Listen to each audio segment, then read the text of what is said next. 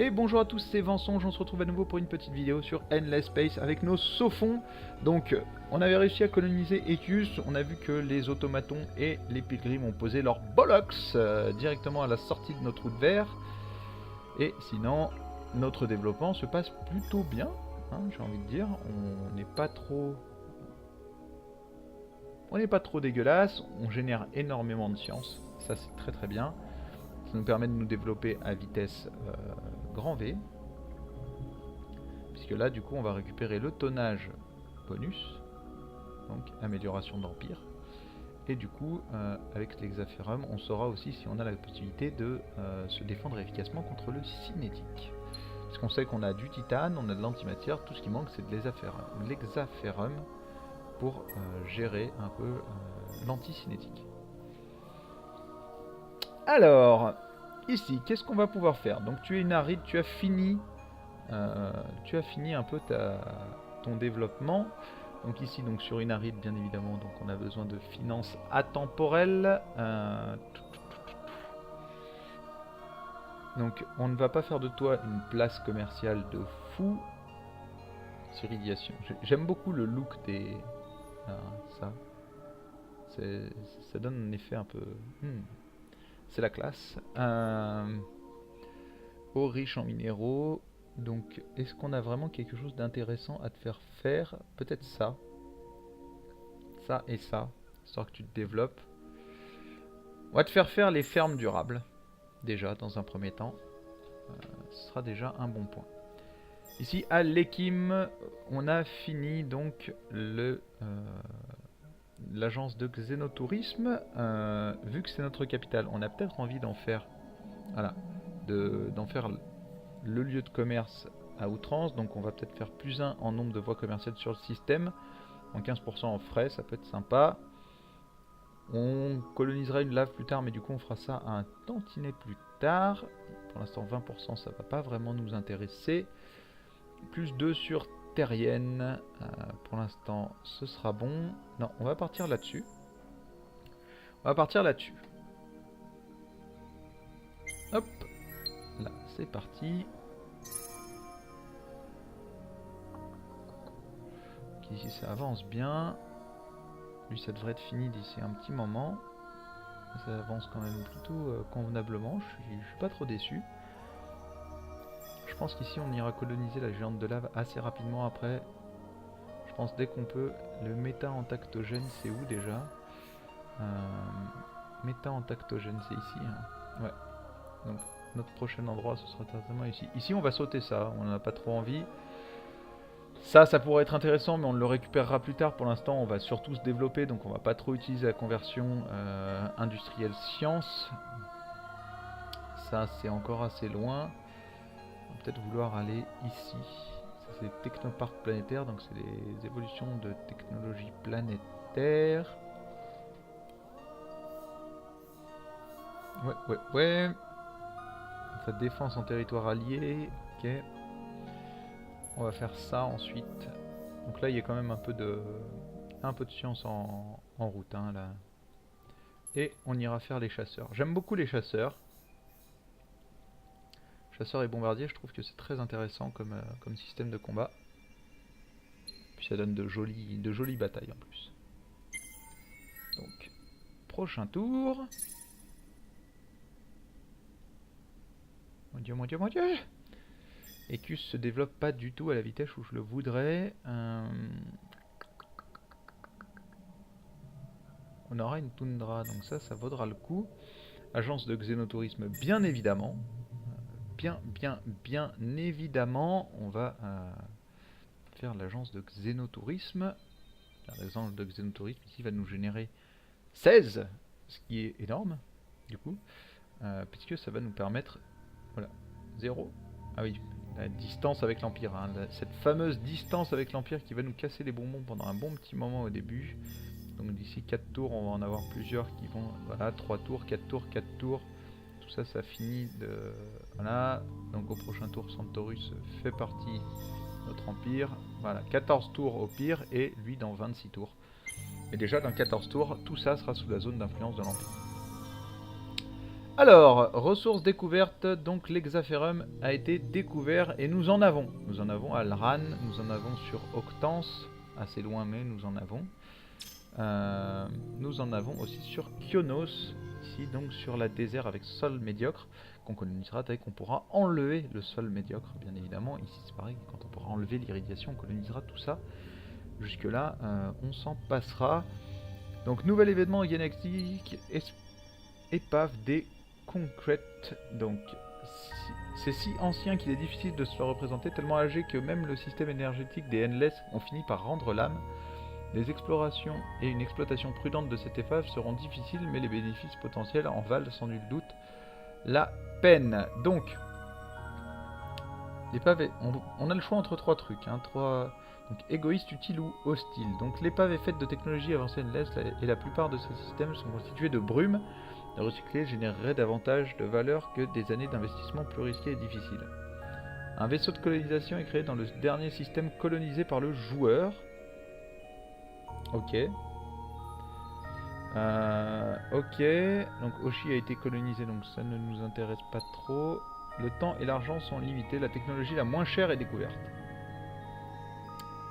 Quelle est notre technologie la moins chère? Donc on a été plutôt... Ah ouais, non mais ça va être ça. Ça va être ça qui va être découvert et ça nous intéresse pas trop parce qu'en fait on veut débloquer directement celle-ci. Donc ça nous intéresse pas pour l'instant. Non, on va prendre le vaisseau de colonisation en se disant que ça peut être intéressant d'aller tenter de coloniser par là. On verra bien, hein. Si on le perd, c'est pas grave. De toute façon on n'a pas vraiment besoin de brume en l'occurrence. Ou en tout cas pas dans l'immédiat. Donc ici il a fait ça. Zone d'influence, pas tellement, hein, ça va être au milieu. 3 abris défensifs, reconstruction, plus 25 défense par personne dans le système. On va pour l'instant le pousser un peu plus vers la science. Comme je disais, on a besoin de science, on produit 277 par tour, c'est beaucoup. Donc l'exploitation d'Hexaferrum vous permet de nouveaux développements dans tous les systèmes reliés. Ok, Centaurus est aussi... c'est pas trop quoi faire. Et donc si tu ne sais pas trop quoi faire, nous on va te donner des idées. Et ben tu vas convertir en science toi aussi. Pour l'instant, pourquoi tu es à moins 8?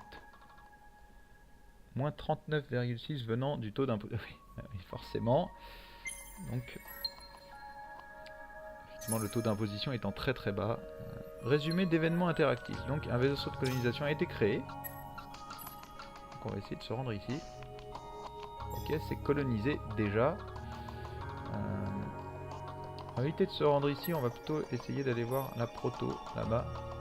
Même si ça me paraît un peu osé d'aller par là-bas. Ok, j'ai fait un échappe de trop.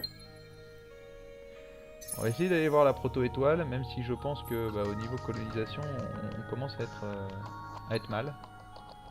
Donc Kionos qui n'a plus rien à faire, mais on va te donner des trucs à faire, Kionos. On va te donner des trucs à faire. Donc ici...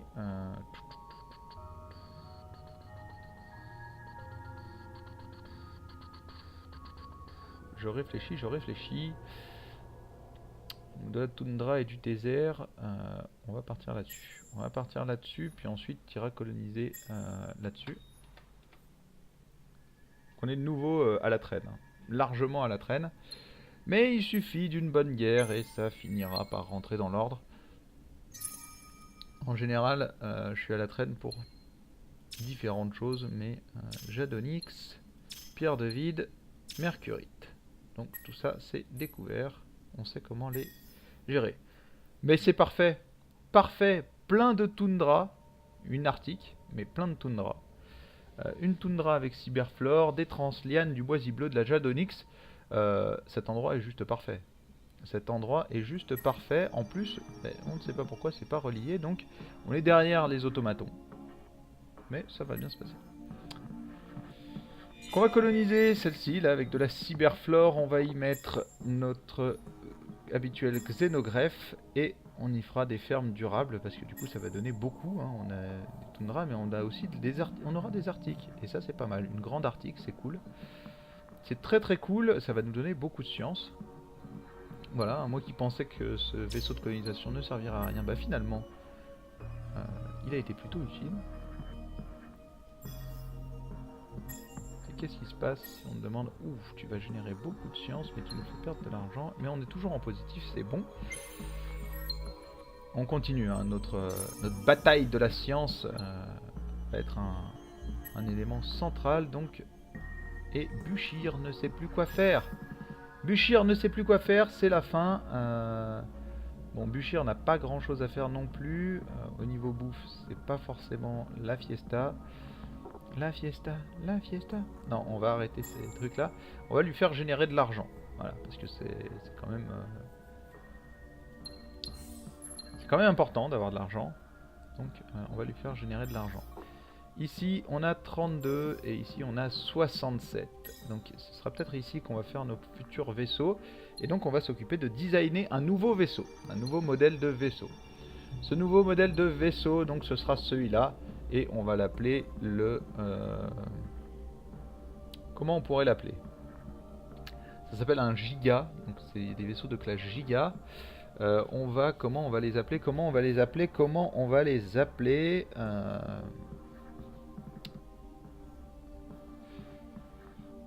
Je n'ai pas d'idée. Je n'ai pas d'idée, donc on va tout simplement l'appeler le soldat 1. Voilà. Donc ce sera le soldat 1. Ouais, ou le combat 1. Voilà. Combat 1. Notre vaisseau de combat. Donc, modules spéciaux, on peut rien mettre pour l'instant. On pourra pas augmenter notre tonnage non plus. On n'a pas forcément envie qu'il se déplace très rapidement. Par contre, on a envie qu'il soit puissant. Au niveau des blindages, donc plus 50% de vie sur les vaisseaux. On passerait de 1200 à 1800 à 2400, ce serait beaucoup. On va se contenter de 1800, ça fait déjà un vaisseau assez résistant. Donc comme on l'a dit, on va se baser sur plutôt donc, des technologies de type...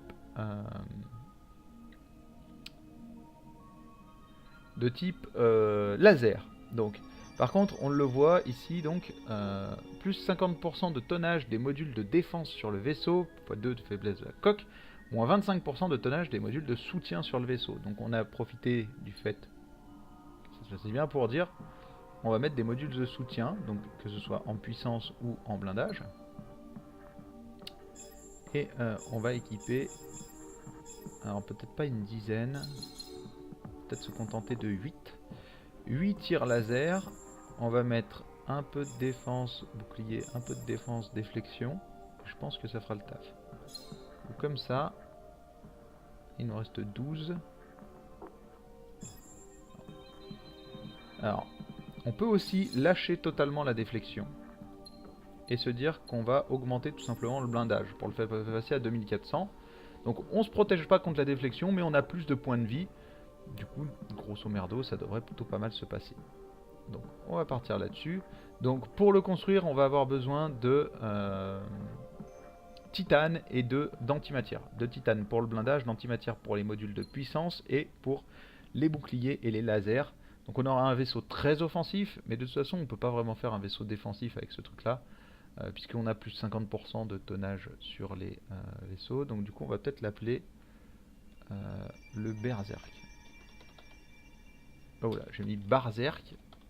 Berserk. Ça correspond bien au système, c'est-à-dire très peu de défense, un peu de points de vie et on bourrine un peu.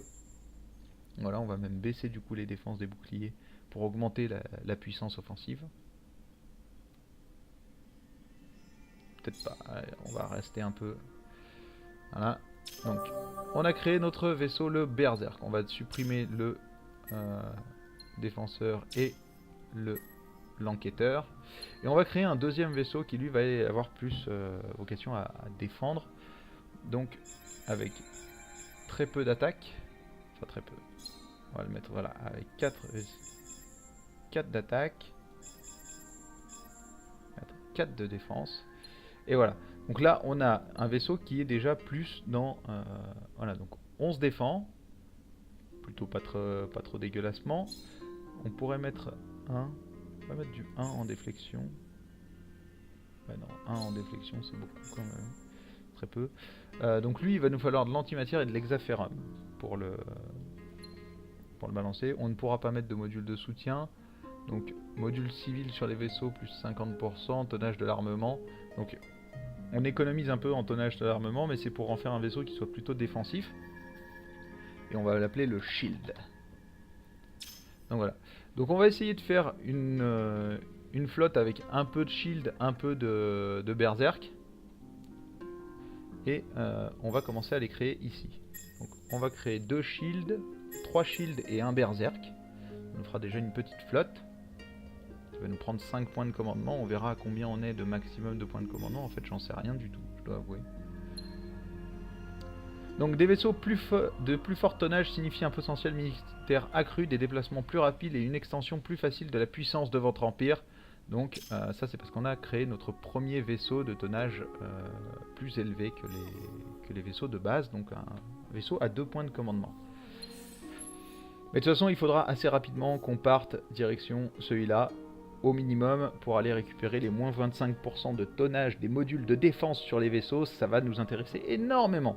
C'est des vaisseaux qui sont très défensifs mais très peu offensifs, mais qui viendront compléter de façon exceptionnelle les gigas pour venir prendre les coups à la place du giga qui lui se contentera d'en donner. Et voilà, le classe de module Iota, c'est ce qui va nous permettre de créer des vaisseaux avec énormément de systèmes de chasseurs. Et donc ça, ce sera nos vaisseaux finaux, hein, très certainement. Voilà, alors, on va passer au tour suivant. Vous voyez qu'on a encore plein d'endroits donc les ressources découvertes. Donc là, ça veut juste dire qu'en fait, on a découvert voilà, comment utiliser les proto-archidés, etc. etc. Ici, la sanguine, l'encens. Maintenant, on sait quasiment tout utiliser dans ce qu'on a. En fait, je crois même qu'on sait tout utiliser. Il y a très peu de choses qu'on ne sait pas encore utiliser. Voilà, Transliane, on sait faire. Ouais. Sanguine aussi. Bref, je ne vois plus trop d'endroits où on peut. Donc ici, on a des pirates. Voilà, 5 sur 10, 292, 295 de... Bon, c'est des pirates, hein. Normalement, ça devrait pas nous poser non plus des problèmes énormes. On a quelque chose à faire sur Andromeda, parce qu'en fait, ils n'ont plus rien à faire. Ils ont pas mal de puissance, donc on pourrait créer... On pourrait leur demander de créer quelques vaisseaux. On va vouloir étendre un peu notre puissance militaire. Pour l'instant, si on se faisait attaquer maintenant, on se ferait raser, hein, très clairement. Donc, il manque le supermarché ici. Il en manquerait un ici, je pense aussi. Voilà. Peut-être même le faire avant les fermes durables. Voilà, il en manque peut-être un ici aussi. Voilà, tout à fait. Et donc avec tous ces supermarchés, normalement, on devrait obtenir plus ou moins ce qu'on veut. Donc Centaurus, ici on peut faire 2 shields, tout simplement. Bon, ici on va les laisser. La science, etc. Tout ça, ça nous intéresse. Donc là on est en train de créer. Donc ici on transfère en science, on transfère en science et on transfère en thunes. On va passer au suivant. Voilà, donc le but ça va être au moins d'avoir une défense, quoi, hein, des vaisseaux pour déclaration de guerre. Donc les automatons... Quoi? Les automatons... L'Empire automaton commence à manquer d'espace pour sa population. Il nous déclare la guerre. Et ben voilà, je pense qu'on pouvait pas tomber sur pire. C'est-à-dire que les automatons nous déclarent la guerre. Les automatons avec qui on voulait s'allier, hein. Ça c'est plutôt chiant. Une guerre a éclaté entre les automatons et vous. Les pirates ont commencé l'invasion du système. Ici, là c'est l'horreur. Là c'est l'horreur. Donc Dionos qui ne sait pas quoi faire, et ben tu vas... Ici c'est un désert, donc tu n'as pas vraiment de questions à te poser. Tu vas faire de la finance temporelle. Et ensuite, moyenne, grande, minuscule, on s'en fout pour l'instant du minuscule. On va avoir besoin de... tu vas faire ça et ça. Voilà. Attends, que je dise pas de bêtises quand même. Kionos. On a plus 15 sur système. Ouais, ça nous fait gagner quand même que plus 15 sur système, donc non. Ici tu feras de l'argent après, parce qu'on va avoir besoin d'argent. On va avoir besoin d'énormément d'argent, étant donné que tout ça... Donc Rotanev se retrouve en train de nous casser les bonbons. Et donc là, ils vont commencer à envahir ici. C'est une certitude. Donc là, il nous faut... On va partir du principe que tu vas partir de ce côté-là. Donc voilà, donc ici ils vont commencer l'invasion. Hein. Bon, il leur faut 999 tours. On est plutôt large. Donc ici, Alekim, tu vas aussi arrêter de faire de la science et faire des vaisseaux shield. La thune, on peut pas vraiment s'en passer. Ici, tu vas faire des vaisseaux shield aussi. Donc Automaton a démarré l'invasion du système Ecus. Automaton a démarré l'invasion du système Andromeda. C'est le bordel! C'est le bordel total. On va se mettre mal. C'est moi qui vous le dis.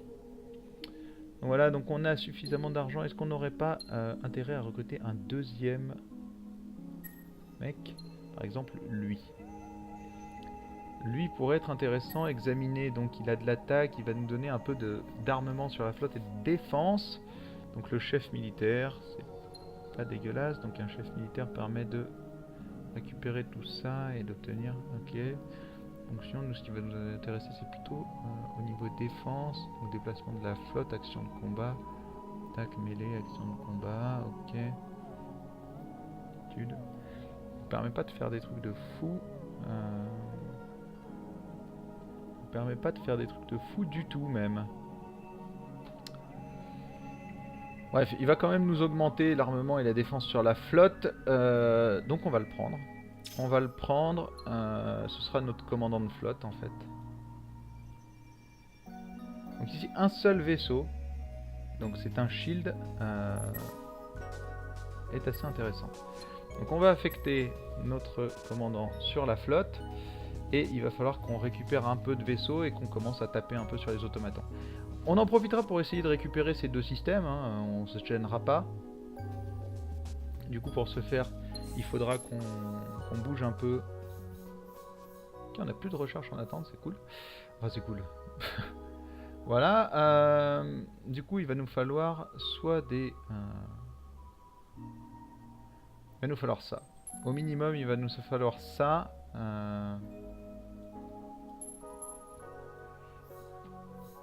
Il va falloir qu'on aille par là. Ensuite, il va falloir qu'on se rende. Donc, permet le voyage spatial sans ligne de warp ou trou de verre. Pas forcément folichon. Ça nous intéresse beaucoup plus, l'Institut planétaire. Tiens, de ce côté-là. Ça nous intéresse aussi. Hein, l'étude lunaire, ça va être nécessaire.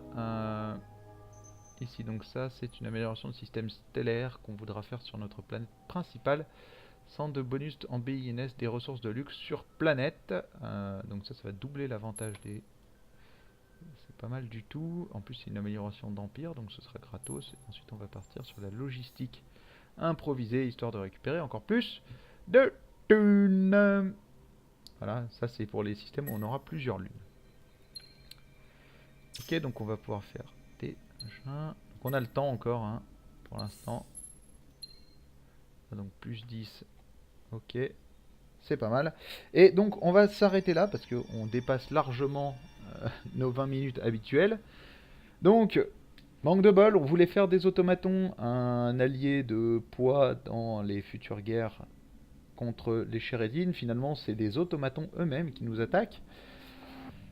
Je m'y attendais pas. Très sincèrement, je m'y attendais pas de la part des automatons. Mais normalement, donc on a un retard militaire énorme.